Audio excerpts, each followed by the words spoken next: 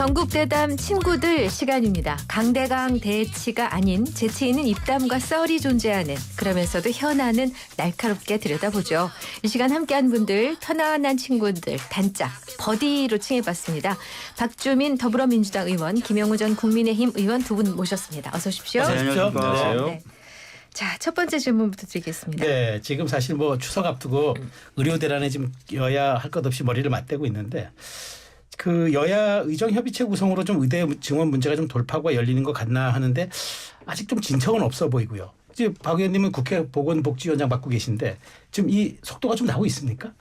여야 의정협의체 아닙니까? 네. 그러니까 여기서 키가 이제 의료계인데요. 네. 특히 이제 최근에 의료 공백을 해결하려면 의료계 복귀가 네. 굉장히 중요하고요. 그래서 국민의힘도 그렇고 저희 더불어민주당도 그렇고 의료계하고 지속적으로 만나고 있습니다. 네. 근데 이제 의료계가 요구하는 내용을 과연 정부가 수용할 수 있느냐. 네. 거기서 지금 걸림돌이 있어가지고 진전을 좀 못 보다가 어제 오후에 저희가 그동안 이제 계속 25년도 정원도 좀 논의해야 된다 그랬는데 어제 오후에 이제 한동훈 대표도 네. 25년 정원도 논의 테이블에 올릴 수 있어야 된다라는 입장을 밝혔고요. 네. 네. 그렇기 때문에 이제 조금 정비는 돼가고 있는 것 같습니다. 준비는 좀 돼가고 있는 것 네. 같습니다. 예. 그럼 어떻게 추석 전에 회의가 열릴 가능성이 있나요? 일단은 이제 양당이 25년도 정원도 논의할 수 있다. 물론 이제 국민의힘 내부에서는 아직도 좀 다른 소리가 네, 나오더라고요. 근데 저희는 오늘 아침에 아예 최고위 멘트로 정리를 해버렸거든요. 25년도 정원도 논의가 돼야 된다라고 정리. 국힘도 좀 그 정도 작업만 해주면 네. 그걸 가지고 이제 의료계를 만날 수 있겠죠. 네. 때마침 그 전국 의과대학 교수 협의회 전의교협 또 네. 전제 조건이 없다면 협의체에 참여할 수 있다고 밝혔는데 김 의원님 추석 전에는 가시적인 움직임이 나오겠죠? 아닌가요? 저는 조금 더 쉽지 않아 보이기도 해요. 근데 사실 이제 추석 연휴가 며칠 안 남았어요. 그죠? 그렇죠. 네. 근데 이제 제가 볼 때는 시작이 되는 게 중요한데 네. 시작이 되는 게 중요한데 모처럼 그래도 여야가 정치권에서는 조금 유연한 것 같아요. 지금 뭐 네. 여당도 야당도. 그런데 의료계하고 정부 쪽이 아직은 그러니까 25년도 그 의대 증원 문제, 의대 정원 문제 가지고 아직도 조금 그걸 약간 전제 조건으로 생각을 하는 것 같아요. 네. 한쪽에서는 이미 수시 모집 그 전형이 시작이 됐는데 네. 이걸 바꿀 수 있느냐 뭐 이제 이런 얘기도 있고 근데 이제 의료계에서는 내년도도 중요하다. 네. 내년도도 다시 생각해보자 이제 이러는 건데 근데 일단 테이블에 앉는 게 중요하지 않겠습니까? 네. 그렇죠. 지금은? 앉아야죠. 예. 네. 그리고 내년도 그 입시 정원 설사 늘릴 수가 없다고 하더라도 네. 아니면 백지화할 수 없다고 네. 하더라도 모이는 게 중요하면 저는 전제 조건은 없이 모이자 만나자 논의는 해볼 수 있는 거 아닙니까? 네. 그리고 얘기를 하고 얘기 듣고 그다음에 현실적으로 이게 그 입시 전형이 어느 정도 진척이 돼 있고 이게 만약에 바뀌려면은 교육부나 각 또 의대에서 해야 될 게 뭐고 또 어려운 점이 뭔지 이런 걸 만나서 얘기를 하고 듣고 해야 되는데 네. 이거를 전제 조건으로 자꾸 생각하는 건 안 좋은 것 같아요. 근데 사실 이제 지금 말씀하신 대로 일단 테이블에 나와야 된다라고 말씀을 하시는데 네. 근데 사실 지금 저 그 여야가 그렇게 지금 약간 물꼬를 텄음에도 불구하고 네. 현실은 지금 이미 수시가 진행되고 있지 않습니까? 근데 지금 보니까 이틀간 지난 월화 이틀간 원서접수 모집 결과 의대 정원에 무려 그 지금 뭐 10배인가 뭐 20배인가 넘는 4배요. 4배 이상이라고 한 보도도 있더라고요. 그래서 그게 왔다는데 이게 그럼 되돌릴 수 없는 상황이라는 또 교육계의 또 항변도 일리가 있어 보이고 어떻게 풀어야죠? 그러니까 수시하고 정시로 분리돼 있어서 네. 아직 좀 조정할 수 있는 여지가 있다라는 게 전문가들의 의견이고요. 과거에도 보면은 이제 한의대가 네. 집단 유급 사태가 2번 발생한 적이 있습니다. 네네. 94년도와 네네. 97년도. 그럴 때 유급이 집단적으로 발생하다 보니까 교육을 그럼 유급된 사람 신입으로 들어간 사람 두 파트를 다 교육을 한꺼번에 해야 되는 네, 그렇죠. 셈이 됐잖아요. 그래서 교육이 불가능하다는 이유로 입시 직전에 이제 그 모집을 안 한 케이스도 있다고 하더라고요. 한의대 사태에 그런 네. 케이스 있긴 예, 있습니다. 그래서 법률적으로 불가능한 것 아니고 전례도 있고 또 의대가 지금까지 보면은 수시를 100명 뽑겠다고 하면 100명을 다 뽑는 게 아니라 네. 테스트를 해보고 적절한 사람이 없네. 그러면 한 60명 정도만 뽑고 나머지 정시로 넘기고 이런 식으로 계속 해왔다는 거고요. 네. 모집 요강 자체도 대학들이 대학의 사정에 의해서 정원은 조정될 수 있습니다라는 사전 안내를 다 했다는 거예요. 사전 안내를 했네. 네, 그래서 이런 것들도 좀 감안을 해야 될 것 같고 무엇보다도 의학교육의 경우에는 다른 교육과 달리 내실 있는 교육이 굉장히 중요하지 않습니까? 그렇죠. 네. 그래서 의대 정원이 10% 이상 늘게 되면 자동적으로 의학교육 평가원이 평가를 하게 돼 있어요. 네. 그러니까 10% 이상 느는 케이스잖아요. 네. 이번이. 평가를 해서 준비가 안 돼 있네 그러면 그 의과대학을 졸업해도 시험을 못 봅니다. 국시를. 네. 근데 지금 걱정하는 건 사실 그런 거 아닙니까? 뽑아놨다가 네. 지금 교수를 채용하기 시작한다는 거잖아요. 네. 지금 강의실을 예, 만들고 예. 내년부터 예산 투입해서 교육이 안 되면 이제 죄송한 말씀이지만 그렇게 들어가셨던 분들도 원하는 의사의 꿈을 이루기가 어려운 상황이기 때문에 그런 부분까지 다 좀 고민되거나 고려될 필요는 있어요. 아니, 물론 이제 입시생이나 또 입시생을 둔 이제 가족 부모들은 굉장히 중요한 문제고 이제 급한 문제고 그렇죠. 네. 근데 그걸 이제 100% 이해를 합니다. 그런데 이제 일단은 저는 여야 의정 그 협의체를 말씀드리는 거예요. 그 협의체의 필요성에 대해서는 다 공감하지 않습니까 지금? 그렇죠. 그러니까 일단은 만날 수 있으려면 일단 전제 조건 없이 만나야 돼요. 그건 의료계도 양보해야 됩니다. 네. 네, 그런 차원에서 일단 만나서 모든 거를 얘기해 보자. 네. 그리고 이제 그 현실적인 얘기들은 교육부 또 뭐 보건복지부 얘기를 또 들어봐야 될 거 아닙니까? 네. 여태까지 쭉 진척 상황이라든지 앞으로 예상되는 문제라든지 이런 걸 만나서 얘기를 해봐야지. 지금 뭐 이거 안 하면 참여 못 하겠다. 또 정부는 이거는 바꿀 수 없다. 이런 식으로만 나오면 아무것도 안 하겠다는 거죠. 그래서 그렇게 되면은 추석 연휴 전에 여야 의정 협체는 어려우니 전제 조건 없이 만나야 된다라는 거죠. 제가 볼 때는. 근데 박 의원님, 네. 사실은 아까 말씀하신 대로 사실 지금 키는 전공의들이 좀 쥐고 있는 거잖아요. 어찌 보면은. 네. 근데 이제 의협 이제 박단 전공의 협의회 대표가 이면택 의협 대표 보고 한 테이블에 같이 안 앉겠다. 당신들은 우리를 거명한 것 외에는 한 일이 없다라고 좀 강경하게 발언을 합니다. 그러니까 혹시 전공의 대표 만나보셨어요? 뭐 정공희 대표한테 양해를 받았으니까 예전에 이제 한동훈 대표가 만났다는 거 공개한 거에 대해서 굉장히 불쾌하게 네, 생각을 네, 했던 부분인데 저는 미리 좀 이제 밝혀도 되겠냐 그랬더니 밝혀도 된다 그러니까 한 만나셨어요? 5번 정도 만나고요. 5번씩이나. 네. 제가 그랬잖아요. 계속 만나고 다닌다고. 그러셨구나. 계속 만나고 다니고 계속 설득을 해왔고요. 그리고 네. 그 과정에서 전공의 대표뿐만 아니라 소위 말하는 이제 큰 병원들 전공의 대표들도 따로 만나기도 하고 굉장히 많이 만났죠. 네. 만났고 그분들이 이제 내세우는 그런 주장이나 이런 것들은 다 알겠고 근데 그런 부분들에 대해서 저희들이 한편으로는 이해하고 또 한편으로는 또 이건 좀 아닌 것 같다는 부분이 있는 거죠. 네. 다만 아까 이제 김 의원님께서도 말씀하신 대로 어찌됐든 논의 테이블이 좀 열려야 뭔가 실마리를 보이지 그렇죠. 않겠습니까?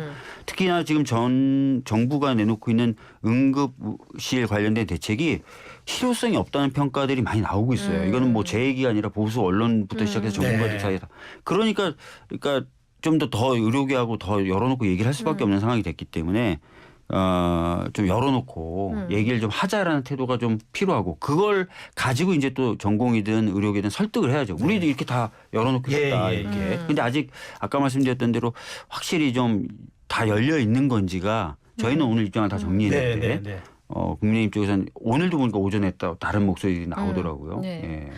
이제 정부는 더 그렇고요. 예, 예. 분위관 공보위에게 이제 질문할 차례긴 한데 그 전에 의료계는 왜 한 목소리를 내지 않고 있어요? 이게 나눠져 있잖아요. 전공의 뭐, 단체와 의협이 예. 하나로 하면 더 힘이 세질 텐데. 그러니까 사실은 이제 그 동안에 이제 의료 체계를 보시면은 아실 수 있는데요. 사실은 큰 병원들의 경우에 전공의의 의존도가 높았고 네. 좀 거칠게 표현하면 네. 전공의의 노동력으로 그동안 유지되어 왔던 네. 구조인 거예요. 네, 그러니까 네. 사실 어떤 이해관계가 딱 일치한다고 보기가 어렵죠. 그러니까 그런 부분이 있는데 여튼 최근에는 그래도 목소리를 좀 같이 하려고 노력을 하고 있는 상황이기 때문에 정치권 특히 정부가 조금 더 열린 자세, 적극적인 자세를 좀 보여줄 필요가 있다고 생각합니다. 예. 근데 지금 정부도 이런 좀 비난을 의식하는 듯이 이제 어쨌든 지금 급하게 셧다운이 지금 우리가 우려된다 하니까 군의관 공보위 파견하고 그다음에 이제 어제는 2030년까지 의대 5조 원 투자 비수도권 국립대 의대 전임 교원을 2027년까지 1,000명 충원해서 우리가 인프라를 뒷받침하겠다 이렇게 지금 얘기를 한 겁니다. 그런데 네. 나름 이제 저 아까 박 의원님 말씀대로 가르칠 사람이 있느냐 뭐 이런 얘기를 좀 의식한 그런 대책 같은데 어떻게 보세요?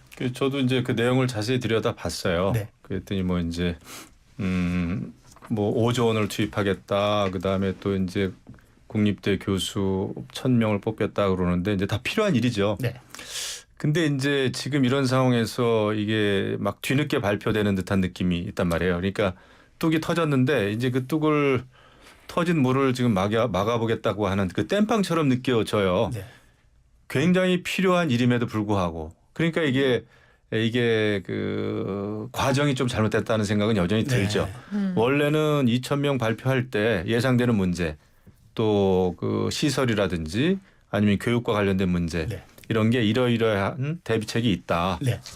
그리고 예상되는 문제는 이렇게 또 풀어가겠다라는 게 이 네. 원래 정책이라고 하는 거는 그 워낙 그 과정 프로세스가 중요하기 때문에 네.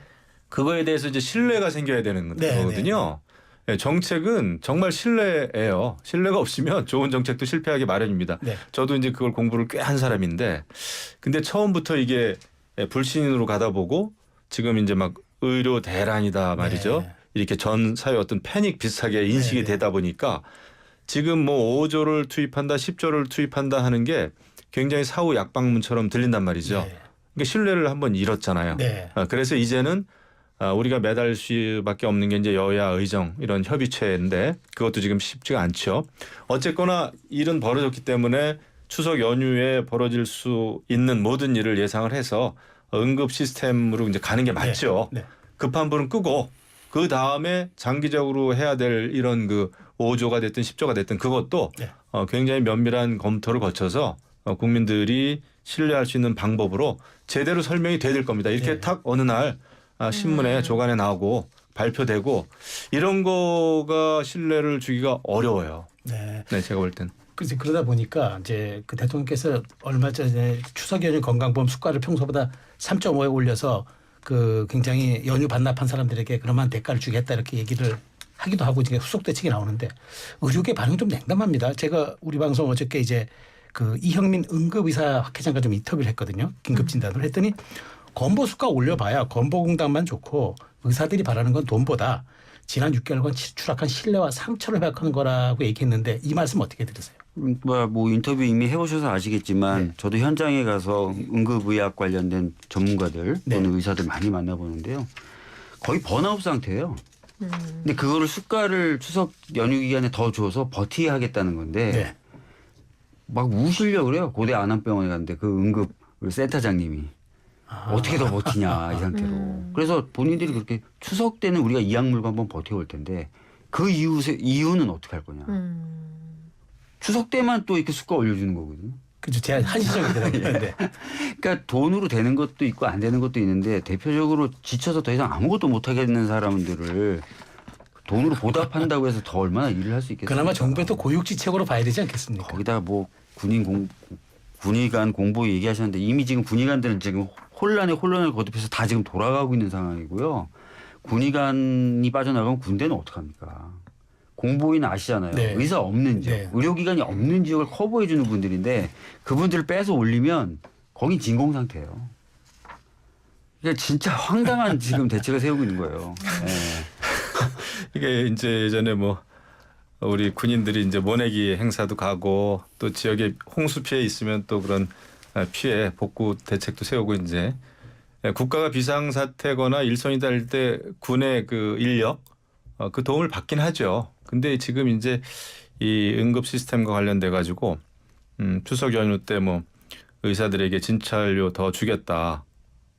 돈 더 줄 테니까 와라 막 이런 식으로.